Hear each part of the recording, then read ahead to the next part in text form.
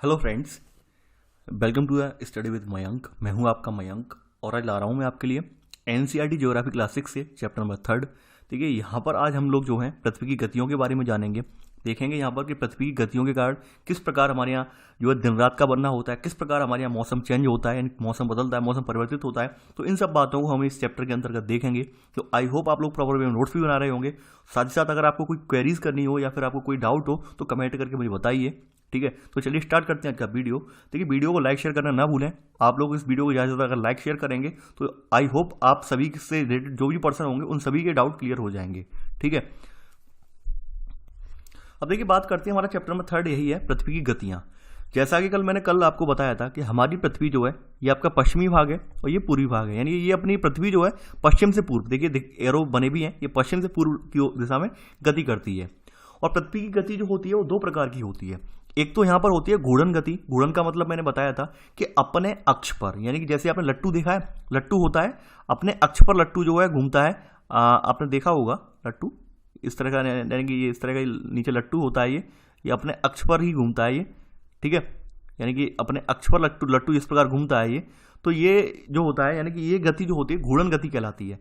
दूसरी होती है परिक्रमण। परिक्रमण का मतलब क्या होता है, मान लीजिए यहाँ पर बीच में सूर्य है, इसके चारों ओर एक दीर्घ वृत्ताकार इस तरह का रास्ता बना दिया हमने, पथ बना दिया, रास्ता बना दिया। ठीक है, अब यहाँ सूर्य तो स्थिर है, हमारी पृथ्वी यहाँ पर इसकी चारों ओर परिक्रमा लगा रही है, इस दीर्घ वृत्ताकार पथ पर परिक्रमा लगा रही है, तो ये कहलाएगी परिक्रमण गति। ठीक है, तो पहला पॉइंट यहाँ पे यही नोट कर लेना, ये पृथ्वी की गति दो प्रकार की होती है। पहली है घूर्णन। घूर्णन का मतलब होता है कि पृथ्वी का अपने अक्ष पर घूमना घूर्णन कहलाता है। ठीक है, घूर्णन लिख लेना आगे। सेकंड सब पॉइंट, सेकंड है परिक्रमण। परिक्रमण क्या लिख लेना आप, सूर्य के चारों ओर एक स्थिर कक्ष में पृथ्वी की गति को परिक्रमण कहते हैं। यानी सूर्य के चारों ओर एक स्थिर कक्ष में पृथ्वी जो गति करती है, यानी परिक्रमा लगाती है, उसे हम परिक्रमण कहते हैं। तो आपने सूर्य की दोनों प्रकार की गतियां देख ली, घूर्णन गति भी देख ली और परिक्रमण भी देख ली। एक घूर्णन गति का क्या प्रभाव पड़ता है, घूर्णन गति की वजह से जो है, यानी पृथ्वी का जो घूर्णन गति होती है, अपने अक्ष पर घूर्णन होता है, इससे क्या होता है कि पृथ्वी पर दिन और रात बनते हैं। ठीक है, और इसके अलावा यहाँ पर कोरियोलिसिस बल होता है, उसकी उत्पत्ति होती है। इसके कारण क्या होता है कि उत्तरी गोलार्ध की जो पवनें होती हैं वो अपनी दाईं ओर मुड़ जाती हैं, दक्षिणी गोलार्ध की पवनें जो होती हैं वो अपनी बाईं ओर मुड़ जाती हैं। ये चीजें जो उत्पन्न होती हैं, देखिए ये सब चीजें आगे के चैप्टर में हम पढ़ेंगे, तो यहाँ पर इतनी ये डीपली चीजें मत लिखना। ठीक है, हो सकता है ये भी कंफ्यूज हो सकते हैं आप, तो अभी मत लिखना। आगे के चैप्टर में हम विस्तार से पढ़ेंगे, कोरियोलिसिस बल क्या होता है, किस तरह से पवनें कार्य करती हैं, सब चीजें पढ़ेंगे हम। ठीक है, तो घबराने की बात बिल्कुल नहीं है। तो यहाँ तक आपने नोट डाउन कर लिया है, आगे बढ़ते हैं। अब देखिए यहां पर एक अगली बात यहां कही गई है कि पृथ्वी का अक्ष एक काल्पनिक रेखा है। आपने देखा था, कल मैंने आपको दिखाया भी था गोल ग्लोब में अक्ष का मतलब क्या था, कल पृथ्वी इस तरह झुकी हुई थी और वहां एक ये रेखा आ रही थी, काल्पनिक रेखा आ रही थी, यहां से यहां तक आर पार हो रही थी, इस तरह से आर पार हो रही थी। और इस तरह से, यानी जो ग्लोब का इस तरह से ग्लोब बना हुआ था, ये ऐसे थी, कल आपने देखी भी होगी। तो ये अक्ष कहलाता है, यानी ये वाला पोर्शन जो है अक्ष कहलाता है। ठीक है, यानी काल्पनिक रेखा दो ध्रुव है, यानी कि आपके उत्तरी ध्रुव से लेकर दक्षिणी ध्रुव के मध्य जो रेखा है उसे हम अक्ष कहते हैं। ठीक है, तो पृथ्वी अपने अक्ष पर ही घूर्णन करती है और अपने अक्ष पर ये 23.5 डिग्री झुकी हुई है। ठीक है, 23 सही 1/2 डिग्री अपने अक्ष पर ये झुकी हुई है। ठीक है, पृथ्वी जो है अपने अक्ष पर 23 सही 1/2 अंश झुकी हुई है। ठीक है, आगे बढ़ते हैं। अब देखिए ये अपने अक्ष पर जब झुकी हुई है, तो झुकी होने के कारण क्या होता है कि जब ये, यानी कि जब ये सूर्य की परिक्रमा लगा रही होती है झुके होने के कारण, तो यहां पर एक कोण बनता है, यानी कि यहां एक अक्ष से ये कोण बनता है, यहां पे इस तरह से कोण बन जाता है। तो ये जो कोण बनता है ये 66.5 डिग्री का बनता है। ये जो कोण जो बन के आता है ये 66.5 डिग्री का कोण बन जाता है। यानी पृथ्वी अपने अक्ष पर झुकी हुई है, अपने अक्ष पर ये 23.5 डिग्री, यानी अपने अक्ष पर झुके होने का जो हम देखेंगे वो यहां से देखेंगे, इस तरह देखेंगे, यानी अक्ष पर झुकी हुई है, वो यहां से झुकी हुई है, कितनी 23.5 डिग्री झुकी हुई है। फिर से बता दे रहा हूं, अक्ष पर हम नीचे से देखेंगे 23.5 डिग्री झुकी हुई है। अब इसे झुके होने के कारण इसका जो हम यहाँ पे आधार बन जाता है, काल्पनिक आधार बन जाता है, यानी झुके होने के कारण, और जब वृत्ताकार पथ में घूम रही होती है तो काल्पनिक आधार से हम यहाँ पर जब हम मापन करते हैं इसका, ठीक है, तो यहाँ पे 66.5 डिग्री का एक मान निकल के आ जाता है।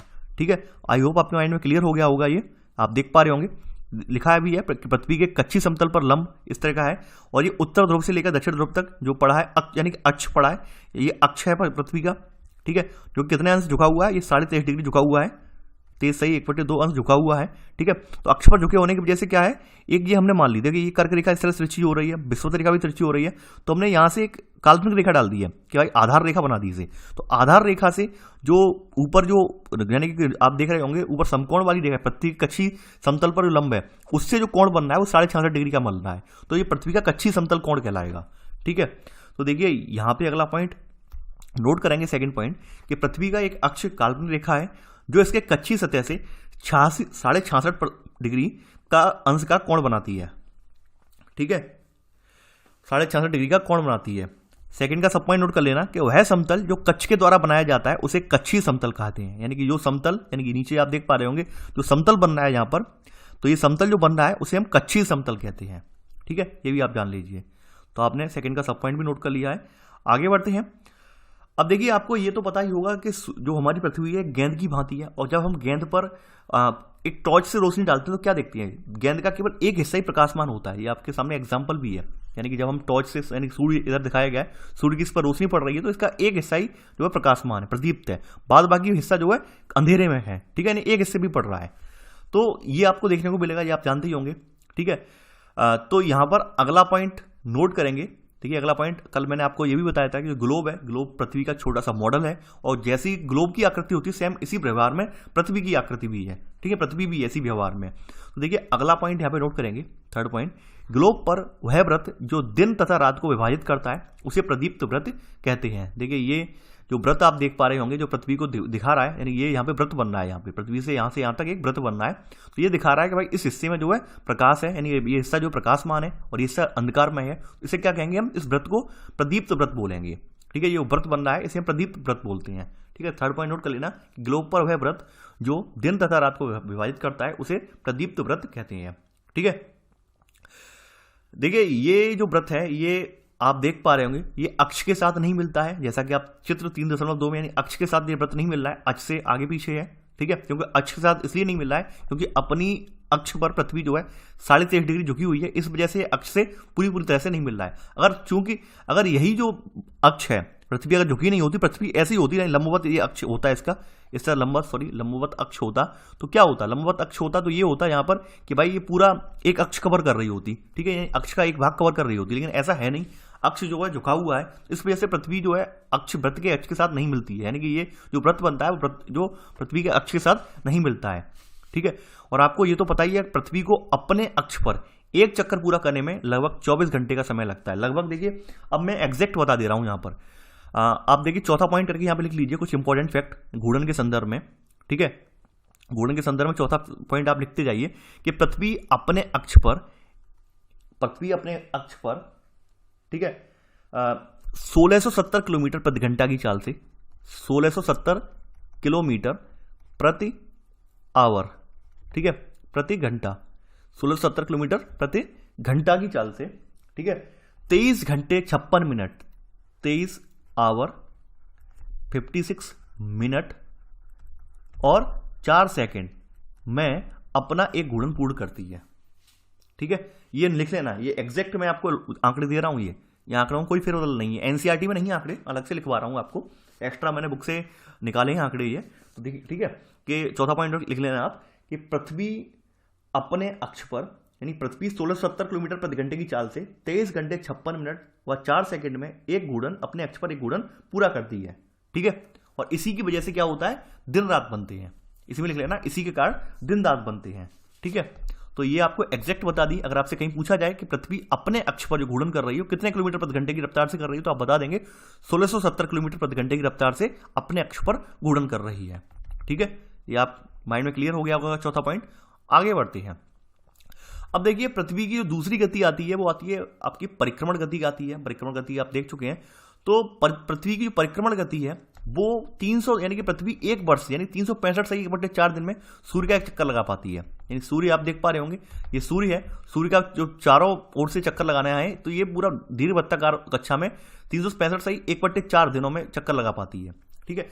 अब चूंकि आपको मैं यहां पे फिर से मैथमेटिकली रूप से बता रहा हूं, दिन एक दिन कितने का होता है, एक दिन होता है 24 घंटे का, 24 घंटे का एक दिन होता है, ठीक है। 24 घंटे में आपका एक दिन होता है। अब 24 घंटे का 1/4 जब हम करेंगे तो 1/4 क्या निकल के आएगा, यानी 24 गुणा 1/4 करेंगे तो यहाँ निकल के आएगा 6, यानी कि 6 घंटे, ठीक है। यानी कि 365 दिन 6 घंटे में पृथ्वी का जो है सूर्य का पूरा एक चक्कर लगा पाती है। कहने का मतलब आप समझ गए होंगे कि 365 दिन और 6 घंटे में, 365 दिन और 6 घंटे में जो पृथ्वी है वो सूर्य का एक चक्कर लगा पाती है। तो 6 घंटे का टाइम क्या होता है, हम लोग जोड़ते नहीं है, 6 घंटे का टाइम जोड़ते नहीं है। 6 घंटे का टाइम जो है हमने आगे चलकर प्रत्येक 4 वर्ष पे जोड़ देते हैं, ठीक है। प्रत्येक 4 वर्ष पर जोड़कर एक दिन बन जाता है पूरा। जैसे मान लीजिए फॉर एग्जाम्पल सन 2000 से लेकर, यानी 2001 से लेकर 2001 में था 6 घंटे का टाइम, 2 में था, ठीक है, 3 में था, और फिर हमने 2004 में जाकर यहाँ पर इन तीनों का, यानी इन तीनों का क्या हो गया, 6 दूनी 12 6 3 18, और 2004 का हो गया 6 घंटे। इन तीनों का मिला के 2004 में हमने एक दिन यहाँ पे बढ़ा दिया, यानी कि 2004 की फरवरी जो होगी वो लीप ईयर वाली फरवरी होगी, ठीक है। यानी कि फरवरी में 28 की जगह यहाँ पर 29 दिन होंगे, ठीक है, क्योंकि हमने इन चारों में का जो 6 घंटे का टाइम था यहाँ पे एडजस्ट कर दिया है, तो इसलिए यहाँ पे हम फरवरी में 29 दिन रखेंगे, इसे लीप ईयर बोलेंगे हम, ठीक है। तो यही कार्ड है कि हर 4 साल बाद एक लीप ईयर आता है, हर 14 साल में, ठीक है। तो आप यहाँ पे अब नोट करते जाएंगे, आप पॉइंट टू द पॉइंट। यहाँ पे आपने 4 पॉइंट लिख लिए, 5वां पॉइंट लिखेंगे। पृथ्वी एक वर्ष या 365 सही 1/4 दिन में सूर्य का एक चक्कर लगाती है, ठीक है, सूर्य का एक चक्कर लगाती है, ये नोट कर लेना, पृथ्वी एक वर्ष लगाती है। हम लोग यानी कि इसमें 300, यानी कि इसमें लिख लेना चक्कर लगाती है। हम लोग एक वर्ष 365 दिन को मानते हैं तथा सुविधा के लिए 6 घंटे को इसमें नहीं जोड़ते, ये लिख लेना पूरी लाइन 5वां पॉइंट में, कि पृथ्वी एक वर्ष या 365 से 1/4 में सूर्य का एक चक्कर पूरा चक्कर लगाती है। हम लोग एक वर्ष 365 दिन का मानते हैं तथा सुविधा के लिए 6 घंटे को इसमें नहीं जोड़ते, ठीक है। ये 5वां पॉइंट लिख लेना। आगे बढ़ते हैं। इसी में नोट कर लेना कि 4 वर्षों में प्रत्येक वर्ष के बचे हुए 6 घंटे मिलाकर एक दिन यानी 24 घंटे के बराबर हो जाते हैं। ये 5वें का पहला सब पॉइंट है, ठीक है। तो ऐसे क्या करते हैं, ऐसे करके यहां पर फरवरी यानी कि इसमें लिख लेना, अगला सब पॉइंट लिख लेना, सेकंड सब पॉइंट, ऐसे करके नहीं ऐसे लिख लेना कि फरवरी के एक अतिरिक्त दिन जो है वो नहीं कि अतिरिक्त दिन को फरवरी के महीने में जोड़ दिया जाता है, और लीप ईयर वाली फरवरी होती है वो 29 दिन की हो जाती है, ठीक है। लिख लेना आप कि अतिरिक्त दिन को प्रत्येक चौथे वर्ष फरवरी माह में जोड़ दिया जाता है, ठीक है, जोड़ दिया जाता है। ऐसे करके जो लीप ईयर वाला साल होता है वो 366 दिन का कहलाता है, 366 दिन का हो जाता है, ठीक है। तो ऐसा वर्ष जिसमें 366 दिन होते हैं उसे लीप वर्ष कहा जाता है, ठीक है। ये लिख लेना आप सेकंड सब पॉइंट, यानी कि जो आपका बचा हुआ यानी अतिरिक्त दिन को फरवरी के महीने में यानी फरवरी में जोड़ दिया जाता है, ठीक है। तो फरवरी में जोड़ने पर क्या होता है 28 से 29 दिन हो जाते हैं। तो ऐसे जो टोटल वर्ष है, पूरा वर्ष जो बनता है जिसमें 366 दिन होते हैं, तो वो क्या कहलाता है, वो लीप वर्ष कहलाता है, ठीक है। ये बात आप जानते ही होंगे। आगे बढ़ते हैं आप। अब देखिए यहां पर बात करते हैं, यहां पर देखिए, यहां पर एक चित्र आपके सामने है, आपको थोड़ा चित्र यहां पे देखिए बना लीजिए अपने कॉपी पर तो ज्यादा बेहतर रहेगा। यहाँ पे आप देख पा रहे होंगे जो सूर्य है, सूर्य की यहाँ पे परिक्रमा चल रही है, यानी पृथ्वी अपने अक्ष पर, ये यहाँ वाला हिस्सा जो है पश्चिम है और ये वाला हिस्सा जो है पूर्व है, ठीक है। तो पृथ्वी ये आप एरो भी बने हैं, इस तरह से यहाँ पे घूर्णन कर रही है, ठीक है। एक दीर्घवृत्ताकार पथ में सूर्य की परिक्रमा लगा रही है, ठीक है। तो सूर्य की चूंकि परिक्रमा लगा रही है तो आप देखते होंगे कि हर स्थिति में चेंज हो रहा है सूर्य, यानी कि अभी तो रोशनी यहाँ पर पड़ रही है इस वाले हिस्से में, फिर धीरे धीरे करके जब नीचे आया तो इस वाले हिस्से में ऊपर आ गई यहाँ पे रोशनी, फिर साइड में आ गई रोशनी, फिर नीचे पहुंच गई। तो ये है क्या, इस चीज से क्या फर्क पड़ रहा है, यानी कि सूर्य के जो रोशनी है पृथ्वी के चारों हिस्सों पर घूम घूम के पड़ रही है, इससे क्या फर्क पड़ रहा है, इससे ये फर्क पड़ता है कि ऋतुएं परिवर्तित होती हैं। यानी कि जो पृथ्वी का जो घूर्णन है, पृथ्वी का अपने पृथ्वी का घूर्णन बोला, पृथ्वी का जो परिक्रमण है सूर्य के चारों परिक्रमा करने की वजह से क्या होता है, ऋतुएं परिवर्तित होती हैं। ऋतुएं जो आप देख रहे होंगे अभी हमारे यहाँ सर्द ऋतु चल रही है, यानी कि अभी जो वीडियो में रिकॉर्ड कर रहा हूँ सर्द ऋतु में वीडियो रिकॉर्ड हो रहा है ये, ठीक है। तो सर्द ऋतु आई है ये, तो पृथ्वी के परिक्रमण करने के कारण होती है, सूर्य के चारों ओर परिक्रमा लगाने के कारण ये ऋतुएं परिवर्तित हो रही हैं, ठीक है। तो आप यहां पे आगे बढ़ते हैं। देखिए आपने 5 पॉइंट तक तो लिख लिए हैं, आगे बढ़ते हैं। यहां पे लिखेंगे, ठीक है। यहां पे देखिए आप डाल दीजिए यहां पे अगली हेडिंग, एक हेडिंग आपकी जो पढ़नी चाहिए ये होगी आपकी ऋतु परिवर्तन। ये हेडिंग आप डाल दीजिए ऋतु परिवर्तन, ठीक है। ये हेडिंग आप डाल दीजिए, यहां पे तो है नहीं लेकिन बनवा दी मैंने, ऋतु परिवर्तन, ठीक है। तो आप लिख लेना, इसमें एक लाइन डाल देना, यहां पे डाल लेना कि ऋतुओं में परिवर्तन सूर्य के चारों ओर पृथ्वी की स्थिति में परिवर्तन का कारण होता है। ये लाइन डाल लेना कि ऋतुओं में परिवर्तन सूर्य के चारों ओर पृथ्वी की स्थिति में परिवर्तन के कारण होता है। ये लाइन यहाँ पे इसमें ऐड कर देना, ठीक है, ऋतु परिवर्तन में। अब यहां पर एक इसी में पहली सब हेडिंग आपकी जो पड़ेगी, पहली सब हेडिंग इसी में जो है ये है 21 जून की स्थिति। ये हेडिंग डाल लेना आप, इसमें लिख लेना 21 जून की स्थिति, यानी सूर्य की सबसे पहली हम जो क्रिया है वो बताएंगे 21 जून की स्थिति। 21 जून की स्थिति में क्या होता है, ठीक है। अब थोड़ा इमेज में आते हैं, ये आपने हेडिंग इसमें सब हेडिंग डाल दी पहली 21 जून की स्थिति। अब थोड़ा इमेज में आते हैं पहले, ठीक है। अब आप देख रहे होंगे 21 जून, 21 जून में क्या हो रहा है, ये पड़ रही है उत्तरी गोलार्ध में ग्रीष्म ऋतु है, ठीक है, और दक्षिणी गोलार्ध में शीत ऋतु है। यानी इस दौरान क्या हो रहा है, जो आपका उत्तरी गोलार्ध वाला रीजन है उसमें भरपूर सूर्य का प्रकाश पड़ रहा है, पूरी सूर्य की रोशनी मिल रही है। वहीं दक्षिणी गोलार्ध वाला रीजन है उसमें सूर्य की रोशनी नहीं पहुंच पा रही है, जिसकी वजह से वहां पर क्या है, शीत ऋतु है। यानी कि हमारे यहाँ जब गर्मी होती है तब दक्षिणी गोलार्ध में क्या होती है, ठंडी होती है, ठंड होती है, ठीक है। तो ये घटना जो है वो उत्तर अयनात कहलाती है, ठीक है। और 21 जून को पृथ्वी की जो कर्क रेखा है, आपकी जो कर्क रेखा है 23.5 डिग्री, जो कर्क रेखा है, ये वाली रेखा जो है 23 सही 1/2 उत्तरी रेखा जिसे हम बोलते हैं, कर्क रेखा जिसे बोलते हैं, इस पर दिन और रात जो होते हैं बराबर होते हैं और सूर्य का प्रकाश यहाँ पर लंबवत पड़ रहा होता है। यानी 21 जून वाले दिन यहाँ पे दिन और रात बराबर होते हैं और सूर्य का प्रकाश कर्क रेखा पर उस दिन लंबवत पड़ रहा होता है, ठीक है। तो यहाँ पर अब देखिए इसमें थोड़ा नोट कर लेते हैं, यानी कि आपने 21 जून की स्थिति डाल ली है हेडिंग, इसमें थोड़ा नोट कर लेते हैं। यहां पर लिखेंगे 21 जून को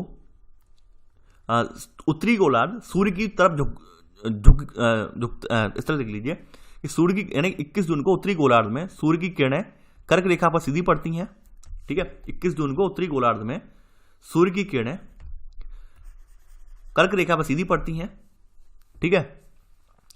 अब इसी में नोट कर लेना, देखिए ये तो पहला पॉइंट इसमें नोट कर लिया आपने। अब दूसरा पॉइंट इसी में नोट करेंगे, उत्तर ध्रुव सूर्य की तरफ झुका होता है तथा उत्तरी ध्रुव रेखा के बाद वाले भागों पर लगभग 6 महीने तक लगातार दिन रहता है। यानी इस दौरान क्या होता है, आप देख पा रहे होंगे यहां पर उत्तर ध्रुव झुका हुआ है, तो ये ध्रुव वाला रीजन है। उत्तर ध्रुव का मतलब क्या होता है, 90 डिग्री अक्षांश जो है, यानी कि 90 डिग्री अक्षांश उत्तरी अक्षांश जो उत्तरी है, यानी कि 90 डिग्री अक्षांश उत्तरी, इसे क्या बोलेंगे, इसे बोलते हैं हम उत्तर ध्रुव। उत्तर ध्रुव ये कल भी बताया था मैंने और आज भी रिपीट कर रहा हूं। और 90 डिग्री अक्षांश जो दक्षिणी है, ठीक है, इसे क्या बोलेंगे हम, इसे बोलेंगे हम दक्षिण ध्रुव, ठीक है, इसे बोलेंगे दक्षिण ध्रुव बोलेंगे हम। तो कल भी मैंने बताया था, आज फिर रिपीट कर रहा हूं। जो 90 डिग्री अक्षांश होता है वो उत्तर ध्रुव, 90 डिग्री अक्षांश उत्तरी जो होता है उत्तर ध्रुव कहलाएगा, और 90 डिग्री अक्षांश दक्षिणी जो है वो दक्षिण ध्रुव कहलाएगा, ठीक है। तो यहां पर अब समझ लिया हमने फिर से। अब यहाँ पे थोड़ा अगला पॉइंट इसमें लिख देते हैं, यानी कि आपकी जो पहली हेडिंग है 21 जून की स्थिति में, पहली हेडिंग में तो कुछ पॉइंट यहाँ लिख दिए हमने। पहला पॉइंट लिख लिया, 21 जून को उत्तरी गोलार्ध में सूर्य की किरणें कर्क रेखा पर सीधी पड़ती हैं, ठीक है। सेकंड पॉइंट, उत्तर ध्रुव सूर्य की तरफ झुका होता है तथा उत्तरी ध्रुव रेखा के बाद वाले भागों पर लगभग 6 महीने तक लगातार दिन रहता है। क्योंकि यहाँ पर जो उत्तर ध्रुव है उसकी ओर झुक गया है, तो आप यहाँ पर देखेंगे कि यहाँ पर 6 महीने का दिन ही दिन होगा, यानी कि 6 महीने तक यहाँ पे रात होती नहीं है, यहाँ पे 6 महीने तक दिन ही दिन होता है। वहीं इसके अपोजिट में दक्षिणी गोलार्ध में क्या होता है, यहाँ 6 महीने तक, यानी 6 महीने तक यहाँ पे रात बनी रहती है। 6 महीने तक यहाँ पे दिन के दर्शन नहीं होते, सूर्य के प्रकाश दर्शन नहीं होते, 6 महीने तक यहाँ पर रात बनी रहती है। ये यहाँ पे घटित होता है, ठीक है। तो यहाँ पे आप नोट करेंगे इसमें अगला पॉइंट कि उत्तर ध्रुव ये लिख लिया होगा, ठीक है। आगे बढ़ते हैं, यहां पर इसी में लिख लेना, थर्ड पॉइंट आप लिख लेना, 21 जून को इन क्षेत्रों में सबसे लंबा दिन तथा सबसे छोटी रात होती है, ठीक है। यानी इन क्षेत्रों से मतलब उत्तरी गोलार्ध वाले क्षेत्र में सबसे लंबा दिन होता है। देखिए इसमें सब पॉइंट यहां पे थर्ड पॉइंट ही बना दीजिए, 21 जून को इन क्षेत्रों में सबसे लंबा दिन तथा सबसे छोटी रात होती है। पृथ्वी की इस अवस्था को उत्तर अयनात कहते हैं। पृथ्वी की इस अवस्था को क्या कहते हैं, उत्तर अयनात कहते हैं, ठीक है। आगे बढ़ते हैं, वहीं देखिए यहां पर आपने जो लिखा है सेकंड पॉइंट, सेकंड में एक सब पॉइंट कर देना, यहाँ पे छोटा सा सब पॉइंट कर देना, कहीं यहां लिख लेना, वहीं दक्षिणी ध्रुव पर 6 महीने तक लगातार रात होती है, ठीक है। इसमें इस तरह लिख लेना, दक्षिणी ध्रुव पर लगातार 6 महीने तक रात, ठीक है, इस तरह से लिख देना, ये आप डाल के लिख देना, दक्षिणी ध्रुव पर लगातार 6 महीने तक रात। आप समझ जाएंगे जब यहाँ पर उत्तर ध्रुव पर 6 महीने तक लगातार दिन है, तो वहां पर दक्षिण ध्रुव पर क्या होगी, 6 महीने तक लगातार रात होगी। ये आप सब पॉइंट सेकंड का लिख देना, ठीक है। तो ये आपने 21 मार्च यानी ग्रीष्म अयनात देख लिया, या जैसे उत्तर अयनात बोलते हैं या ग्रीष्म अयनात के नाम से भी जाना जाता है, ठीक है। इसे ग्रीष्म अयनात भी लिख लेना, ग्रीष्म अयनात, ठीक है, इस नाम से भी जानते हैं। ठीक है, ये आपने नोट कर लिया होगा। ग्रीष्म अयनात, सॉरी ना बनाना था मुझे, ठीक है। अब चलिए आगे बढ़ते हैं। अब अगली जो हेडिंग है, पहली हेडिंग तो आपने डाल दी यहाँ पे ये वाली। अब सेकंड सब हेडिंग है ऋतु परिवर्तन में, ये हेडिंग है 22 दिसंबर की स्थिति, ठीक है। यानी 22 दिसंबर की क्या स्थिति है, 22 दिसंबर की क्या स्थिति है, ये हम यहाँ पे नोट करेंगे। सेकंड सब हेडिंग आपने डाल ली 22 दिसंबर की स्थिति, ठीक है। तो देखिए 22 दिसंबर को क्या घटित होता है ये देखते हैं। 22 दिसंबर को जो सूर्य है, पहला पॉइंट डालेंगे इसी में सेकंड सब हेडिंग में, कि 22 दिसंबर को क्या होता है, दक्षिणी ध्रुव के सूर्य की ओर झुके होने के कारण क्या होता है कि मकर रेखा सूर्य की किरणें, यानी मकर रेखा पर सूर्य की किरणें सीधी पड़ती हैं। यहां पे फिर से मैं दिखा देता हूं। देखिए यहां पर दक्षिणी ध्रुव जो है अब ये झुक गया है सूर्य की तरफ, तो क्या हो रहा है कि अब ये मकर रेखा, यानी ये वाली मकर रेखा है, ये जो मकर रेखा है 23.5 डिग्री दक्षिणी वाली जो मकर रेखा है, इस पर सूर्य की किरणें जो है सीधी पड़ रही हैं यहाँ पर। इससे ये हुआ, यहाँ पे इफेक्ट पड़ा, ठीक है। तो यहां पे नोट करेंगे पहला पॉइंट कि 22 दिसंबर को दक्षिण ध्रुव के समय, दक्षिण ध्रुव के सूर्य की ओर झुके होने के कारण मकर रेखा पर सूर्य की किरणें सीधी पड़ती हैं, ठीक है। तो फिर क्या होता है कि भाई दक्षिणी गोलार्ध में जो है, यानी कि यहां पर दक्षिणी गोलार्ध में गर्मी हो जाती है और हमारे यहाँ फिर सर्दी होने लगती है। यानी हमारे यहाँ सर्दी का मौसम हो रहा है और ऐसे टाइम दक्षिणी गोलार्ध में अगर चले जाए तो वहां पर गर्मी होगी, ठीक है। इसी में लिख लेना सब पॉइंट पहले का। इसलिए दक्षिणी गोलार्ध में लंबे दिन तथा छोटी रातें वाली ग्रीष्म ऋतु होती है, ठीक है। दक्षिणी गोलार्ध में लंबे दिन तथा छोटी रातों वाली ग्रीष्म ऋतु होती है, नोट कर लीजिए। देखिए इसी में आगे लिखेंगे सेकंड पॉइंट, पृथ्वी की इस अवस्था को दक्षिण अयनात कहा जाता है, ठीक है।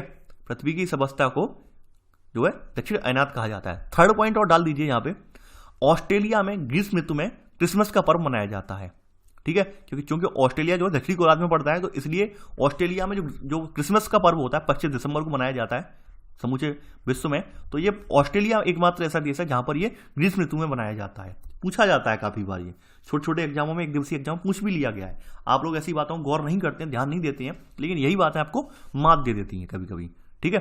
थर्ड पॉइंट के रूप में लिख लेना कि ऑस्ट्रेलिया में ग्रीष्म ऋतु में क्रिसमस का पर्व मनाया जाता है। अब जानते हैं अगली जो थर्ड सब हेडिंग है, अगली थर्ड हेडिंग आप डालेंगे यहां पर, बोलता जा रहा हूं मैं। ये हेडिंग है 21 मार्च एवं 23 सितंबर की स्थिति। 21 मार्च और आपकी जो है 23 सितंबर, और 23 सितंबर की जो स्थिति है ये जहां पर देखेंगे, जैसे हम विषुव की स्थिति कहते हैं 23 सितंबर, ठीक है। इसे ब्रैकेट में ले लेना, विषुव की स्थिति, ठीक है। विषुव की स्थिति, ये हेडिंग आपने डाल ली। अब देखिए यहां पे थोड़ा सा मैप में जाते हैं। ये स्थिति है 21 मार्च वाली है और ये स्थिति है 23 सितंबर वाली है।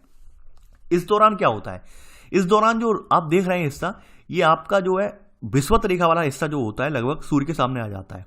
तो यहां पर 21 मार्च को क्या होता है, 21 मार्च को विषुवत रेखा पर सूर्य बिल्कुल लंबवत चमकता है, ठीक है। वहीं 23 सितंबर पर क्या होता है, दक्षिणी गोलार्ध में, यानी दक्षिणी गोलार्ध की तरफ थोड़ा सा झुकाव होने लगता है, तो वहां पर नीचे की ओर आप देख पा रहे होंगे सूर्य की जो किरणें हैं वो विषुवत रेखा पर सीधी पड़ती हैं। तो यहां पर इसलिए इसे विषुव स्थिति बोलते हैं, ठीक है। यानी इन दोनों स्थितियों में सूर्य जो है विषुवत रेखा पर लंबवत चमकता है और इस वजह से इस समय समस्त अक्षांश रेखाओं का जो है आधा भाग सूर्य का प्रकाश प्राप्त करता है। इसलिए इन दोनों तिथियों को समस्त विश्व में दिन और रात यहां पर बराबर होते हैं और इस स्थिति को हम लोग जो है विषुव कहते हैं, ठीक है। तो देखिए अब यहां पे हम नोट करेंगे पहला पॉइंट, इसमें पहला पॉइंट यहां पे नोट करना है हमें, ठीक है। इसमें थर्ड सब हेडिंग में 21 मार्च एवं 23 सितंबर को सूर्य की किरणें विषुवत वृत्त पर सीधी पड़ती हैं, ठीक है। 21 मार्च एवं 23 सितंबर को सूर्य की किरणें विषुवत वृत्त पर सीधी पड़ती हैं।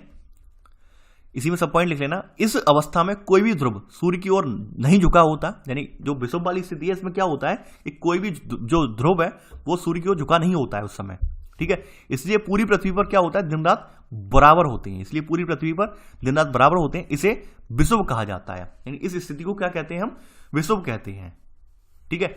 अब देखिए इसका कुछ साइड, यानी इसके भी कुछ परिणाम होते हैं। इसके परिणाम ये होते हैं कि 23 सितंबर को उत्तरी गोलार्ध में क्या होता है, 23 सितंबर को उत्तरी गोलार्ध में होता है, इसमें शरद ऋतु आ जाती है। वहीं दक्षिणी गोलार्ध में 23 सितंबर को क्या होता है, बसंत ऋतु होती है।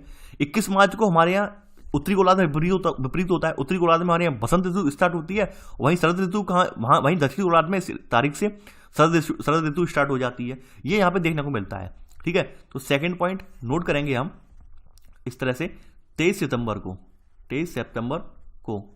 ठीक है। इसमें लिख लेना उत्तरी गोलार्ध में, उत्तरी लिख के गोलार्ध बना के लिख देना, उत्तरी गोलार्ध में क्या होगी, शरद ऋतु।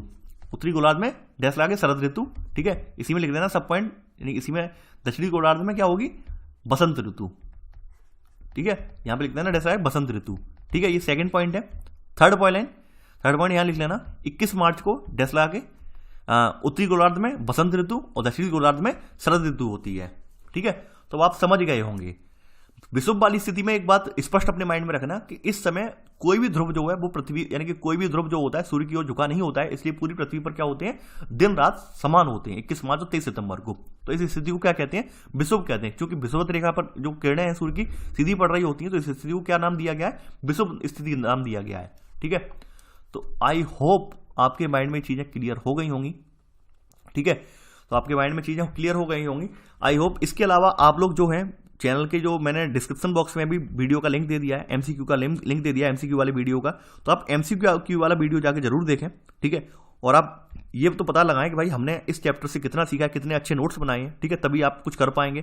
तो इस तत्काल जाकर यहाँ पे आई बटन में भी मैंने लिंक दे दिया है वीडियो का, इसके अलावा डिस्क्रिप्शन बॉक्स में भी मैंने लिंक दे दिया है उस वीडियो का, तो आप उस वीडियो पर जाके एमसीक्यू वाली वीडियो पर जाके वीडियो जरूर देखें। इसके अलावा इस वीडियो को लाइक शेयर करना ना भूलें। देखिए आप लोग जो है अभी तो आपको ज्यादा से लाइक शेयर करना चाहिए, क्योंकि यूपीएससी वाले एग्जाम के लिए नहीं, अभी तो आपके हाल में यूपी टेट का एग्जाम आ रहा है, सी टेट के एग्जाम आ रहे हैं, और भी बहुत सारे एग्जाम जो है, यानी कि अभी आपका शायद एनटीपीसी का भी, आरआरबी एनटीपीसी का भी एग्जाम है, तो काफी सारे लोगों के लिए लाभदायक है, केवल यूपीएससी के लिए तो है ही है, ठीक है। इसके अलावा तमाम एग्जाम के लिए लाभदायक है, तो आप इस वीडियो को ज्यादा लाइक शेयर जरूर करें, ठीक है। तो चलिए आज के लिए बस इतना ही।